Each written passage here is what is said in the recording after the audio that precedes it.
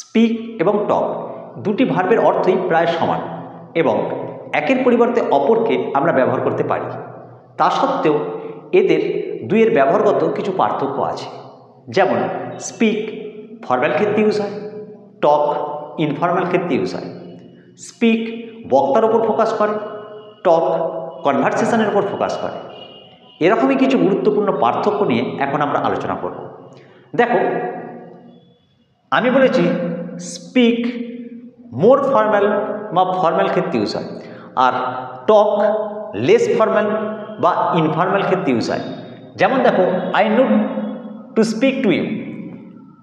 এখানে আমি যখন I need to speak to you এটা আমরা বলছি, তাহলে নিশ্চয়ই এই যে কথাবার্তাটা এটা আমাদের ভেবে নিতে হবে নিশ্চয়ই ফর্মাল।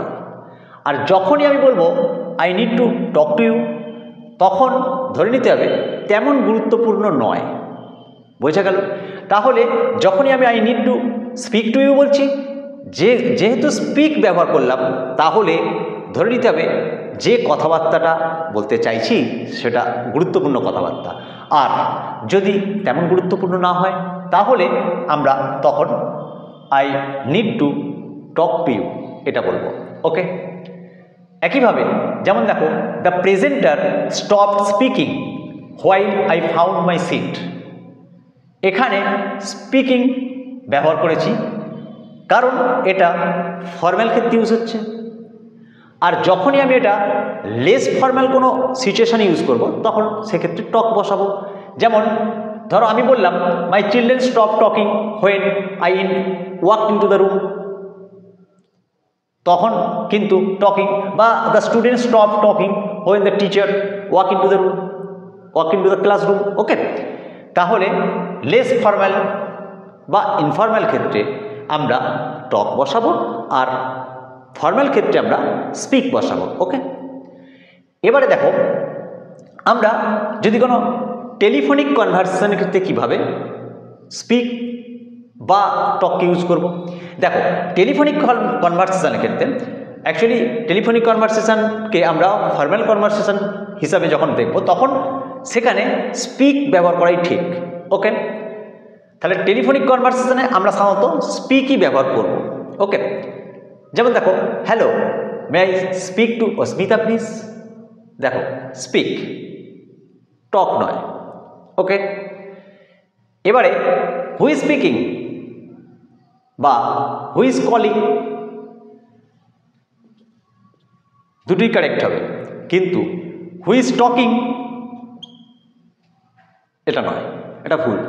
ওকে, আবার দেখো, আমরা যখন ল্যাঙ্গুয়েজ প্রফিসিয়েন্সি অর্থাৎ আমাদের কোনো একটা ল্যাঙ্গুয়েজের ওপর কতটা দক্ষতা আছে এটা বোঝাতে চাইব, তখন কিন্তু আমরা স্পিক ব্যবহার করব।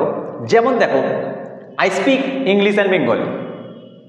ওকে, তাহলে কোনো ল্যাঙ্গুয়েজের ওপর যে দক্ষতা এটা বোঝাতে আমরা স্পিক ব্যবহার করব। এবারে দেখো, আমরা যদি তেমন কোনো গুরুত্বপূর্ণ নয় এরকম কথা বোঝাতে আমরা অনেক সময় স্মল টক এটা ব্যবহার করি। স্মল টক মানে খুব অল্প গুরুত্বপূর্ণ কিছু কথা, ঠিক আছে, মানে তেমন গুরুত্বপূর্ণ নয় কোনো ছোট কনভারসেশনের কথা, সেক্ষেত্রে স্মল টক। কিন্তু স্মল স্পিক বলতে পারবো না। বোঝা গেল? তাহলে স্মল টক হয় কিন্তু স্মল স্পিক হয় না। ওকে, এবার দেখো প্রিপোজিশন। দেখো, স্পিক বা টক উভয়ের সঙ্গেই টু বা উইথ আমরা বসাতে পারি। কীরকমভাবে না, স্পিক টু বা স্পিক উইথ সামবডি। তাহলে স্পিক টু সামবডি বা স্পিক উইথ সামবডি বা টক টু সামবডি বা টক উইথ সামবডি, কারেক্ট। স্পিকের সঙ্গেও টু উইথ বসানো যায় এবং টকের সঙ্গেও বসানো যায়। তবে স্পিক টু বা টক টু, এই টু প্রিপোজিশনটা সাধারণত ব্রিটিশ ইংলিশে আসে, আর আমেরিকান ইংলিশে স্পিক উইথ বসানো হয় বা টক উইথ বসানো হয়। ওকে, এবারে আমরা মডার্ন ইংলিশে দেখি সব ক্ষেত্রেই আমরা স্পিক টু বা স্পিক উইথ মানে টু উইথ বসালে কোনো সমস্যা হয় না। অনেক জায়গাতেই ব্যবহার দেখি, তবে সাধারণত ব্রিটিশরা টুটা বসায় আর আমেরিকানরা উইথ বসায়। ঠিক আছে, এই গেল আমরা স্পিক এবং টকের মধ্যে যে ব্যবহারগত পার্থক্য দেখলাম। এবার আমরা দুটো কলমের মধ্যে দিয়ে বিষয়টাকে এবারে আরও সুন্দর করে বুঝে নেওয়ার চেষ্টা করি। দেখো, স্পিক আমি বলেছি ফর্মাল ক্ষেত্রে ইউজ হয়, মানে ধরো কোনো পাবলিক স্পিকিং বা কোনো প্রেজেন্টেশন, এইসব জায়গায় আমরা স্পিক কথাটা ব্যবহার করব। যেমন দেখো, the CEO will speak at the conference. Okay, উল্টো দিকে টক আমি বলেছি লেস ফর্মাল। দেখো, যেখানে আমরা ডেলি বা এভরিডে যে কনভারসেশন, এই জাতীয় ক্ষেত্রে আমরা টক ব্যবহার করব। যেমন দেখো, let's talk about the movie.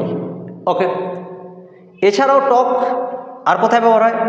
দেখো, আমরা যখন আমাদের আইডিয়া এক্সচেঞ্জ করি বা ওপিনিয়ন এক্সচেঞ্জ করি, সেই মতামত বিনিময়ের যে ক্ষেত্রে আমরা টক ব্যবহার করব। যেমন দেখো, we talked about politics for hours.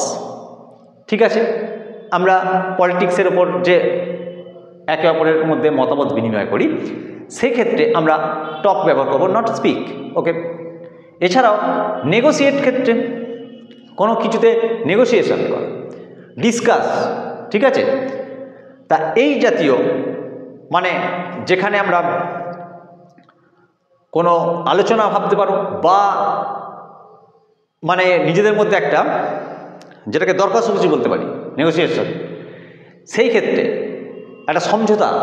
ঠিক আছে, এই ক্ষেত্রে আমরা টক ব্যবহার করতে পারি। যেমন দেখো, the companies will talk to resolve the dispute.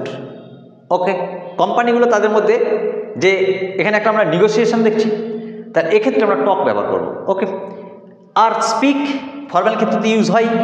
এছাড়া আমি বলেছি যে ল্যাঙ্গুয়েজে আমাদের যে দক্ষতা, প্রফিসিয়েন্সি, সেই ক্ষেত্রে আমরা স্পিক ব্যবহার করি। যেমন সি স্পিক্স ফ্লুয়েন্ট বেঙ্গলি। ওকে, এছাড়াও আমরা পোয়েটিক সেন্স, ঠিক আছে, কোনো মানে কাব্যিক যে ভাব একটা, ঠিক আছে, এই সব ক্ষেত্রে আমরা স্পিক, এটাই good English. The trees speak to us through their rustling leaves. দেখো, এখানে স্পিক ব্যবহার করা হয়েছে, এখানে টক নয়।